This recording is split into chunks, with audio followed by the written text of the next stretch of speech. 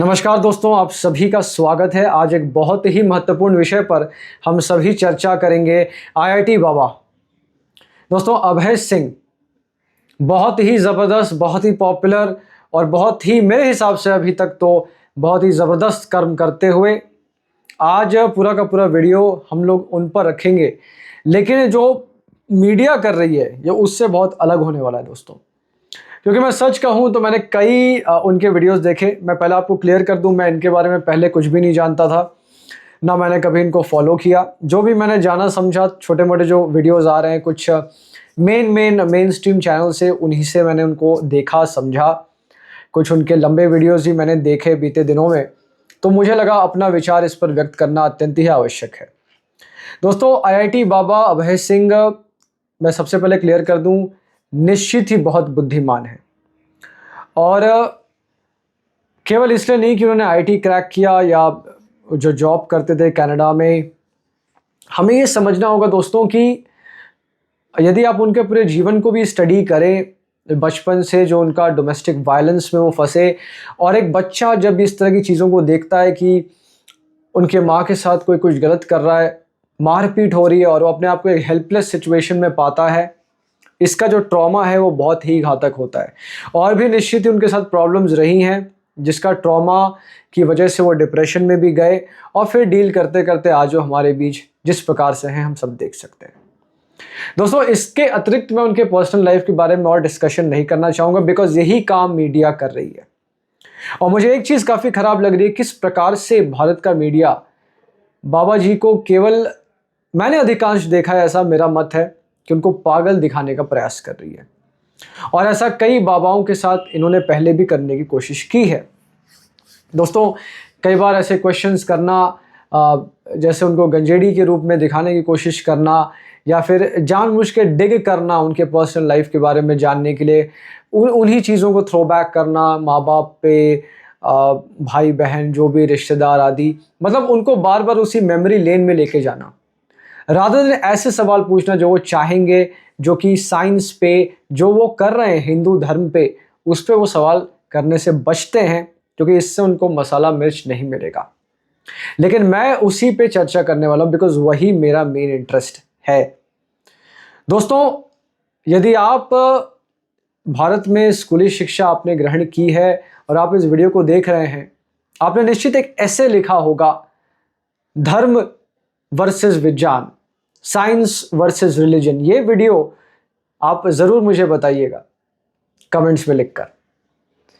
हर कोई ये लिखता है साइंस वर्सेस रिलीजन, क्योंकि बचपन से हमारे भीतर ये डालना है कि साइंस एक अलग धारा है, विज्ञान एक अलग धारा है, और धर्म एक अलग धारा है।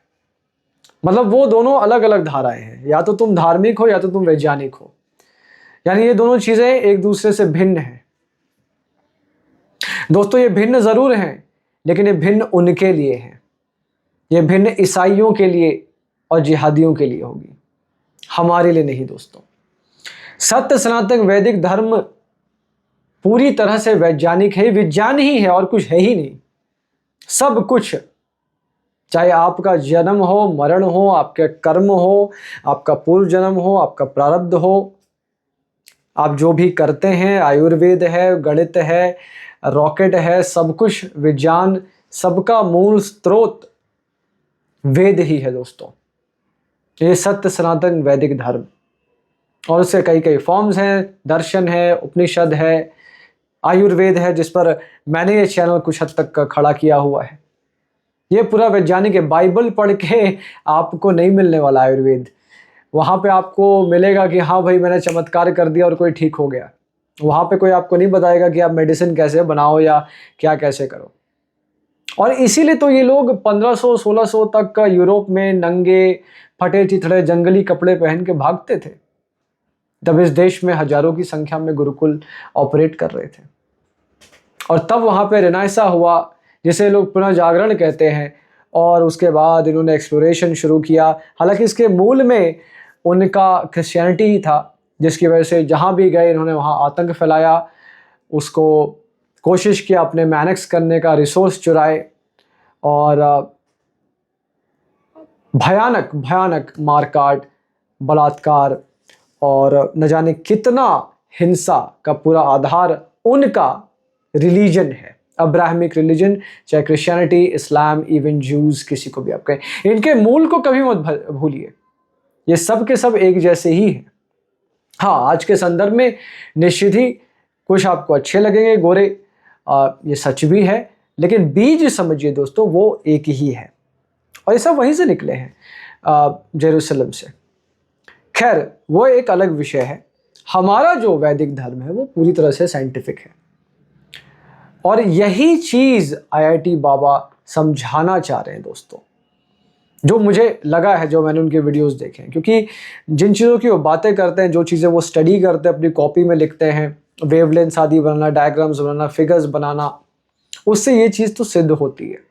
क्योंकि ये इतना गूढ़ विज्ञान है, जैसे जैसे अगर कोई इसको एक फुल टाइम इन्वेस्टमेंट के रूप में पढ़े, जो भी आपका पसंद का विषय हो, और आप उसको पुराने, अगर आपको कोई अच्छा लिटरेचर मिले, मुझे लगता है वो जीवन का सबसे बड़ा सौभाग्य होगा। और यही चीज़ वो कर रहे हैं।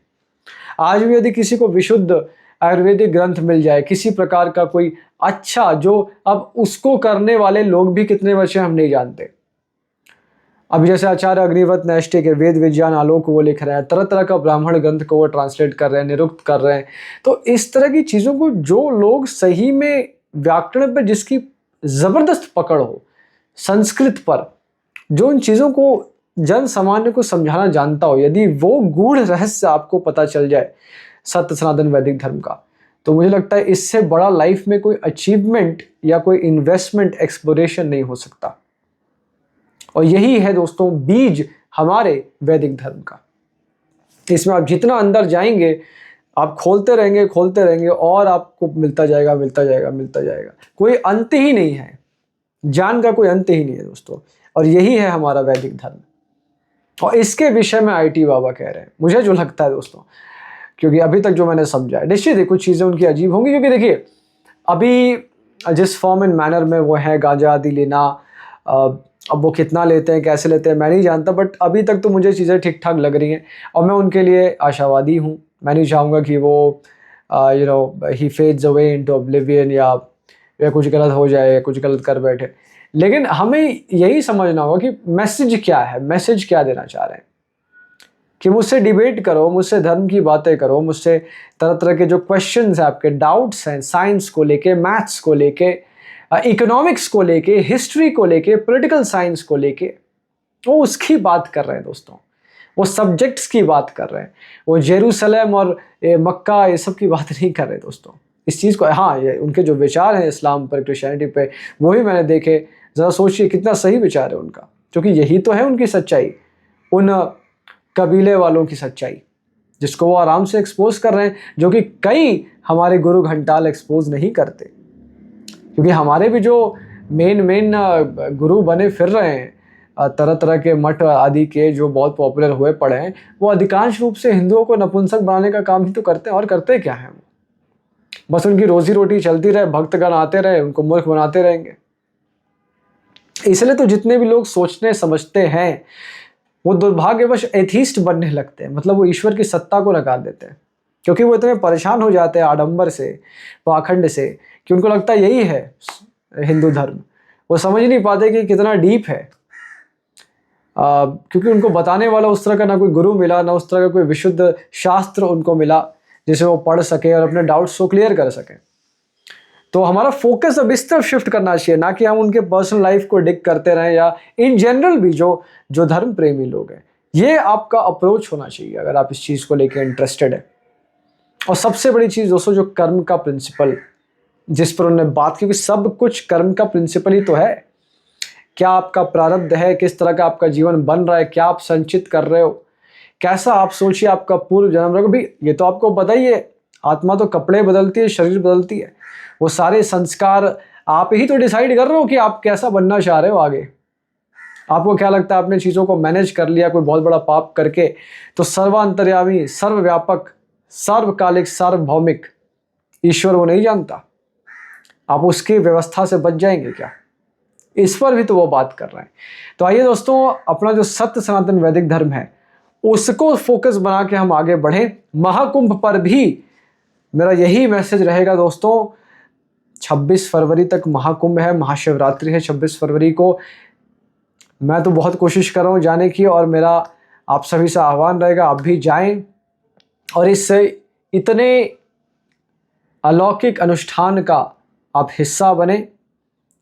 दोस्तों वाकई महाकुंभ में यदि महान महान वैज्ञानिक, महान धर्मात्मा पुरुष आएँ और तरह तरह के हम डिबेट्स, डिस्कशंस, एक पूरा अनुष्ठान बन जाए, ये कर सकें, तो ये हम सभी के जीवन का सौभाग्य होगा।